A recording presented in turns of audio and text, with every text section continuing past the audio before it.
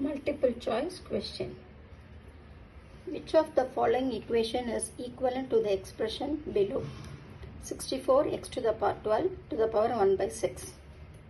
So first நம்ம question 64x to the power 12 whole to the power 1 by 6 is equal to இப்போ இந்த 64 இது பண்ணலாம். 2s are 32. Again 2s are 16. 2s are 8, 4, 2, 2, 1. எத்தனை இருக்கு? 1, 2, 3, 4, 5, 6 இருக்கு. So 64ன்றது 2 to the power 6, x to the power 12, whole to the power 1 by 6. இது வரைக்கும் புரிஞ்சிச்சா? இப்போ இந்த 1 by 6ன்றது whole. தனித்தனியா நம்ம எழுதுறோம்.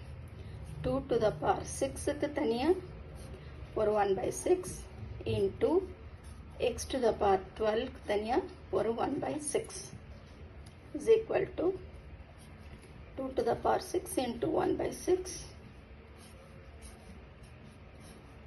x to the power 12 into 1 by 6. So இது cancel ஆயிடும். இது 2 times.